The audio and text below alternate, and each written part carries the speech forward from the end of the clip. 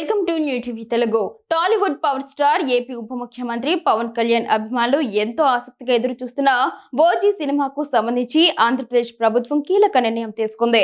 Ticket ధరలను పెంచుకోవడంతో పాటు ఒక ప్రత్యేక బెనిఫిట్ షో ప్రదర్శించుకోవడానికి అనుమతిస్తూ అధికారికంగా ఉత్తర్వులు జారీ చేస్తుంది.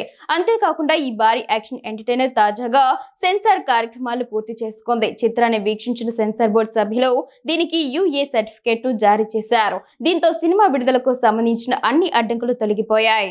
చిత్ర నిర్మాణ సంస్థ డివివి ఎంటర్టైన్మెంట్ విజ్ఞప్తి మేరకు ఈ అనుమతులు మంజూరు చేసినట్లు ప్రభుత్వం స్పష్టం చేసింది.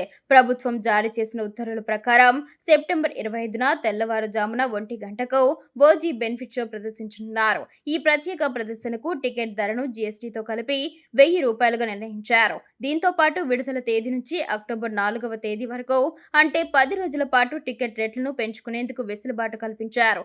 ఈ 10 రోజులు సింగిల్ స్క్రీన్ థియేటర్లలో గరిష్టంగా ₹125, మల్టీప్లెక్స్లలో ₹150 వరకు టికెట్ ధరను పెంచుకోవచ్చు.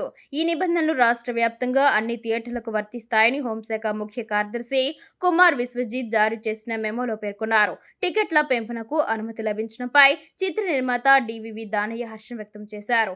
ఏపీ ప్రభుత్వానికి ఆయన ప్రత్యేక ధన్యవాదాలు తెలిపారు. ఈ మేరకు ముఖ్యమంత్రి చంద్రబాబు నాయుడు, ఉప ముఖ్యమంత్రి పవన్ కళ్యాణ్, సినిమాటోగ్రఫీ శాఖ మంత్రి కందుల దుర్గేష్లకు కృతజ్ఞతలు తెలుపుతూ ఆయన సోషల్ మీడియాలో ఒక పోస్టు పెట్టారు. సుజిత్ దర్శకత్వంలో తెరకెక్కుతున్న ఓజీ చిత్రంపై మొదటి నుంచి భారీ అంచనాలు నెలకొన్నాయి. పవన్ కళ్యాణ్ లుక్, విడుదలైన గ్లిమ్స్, పాటలు ప్రేక్షకులను విపరీతంగా ఆకట్టుకున్నాయి.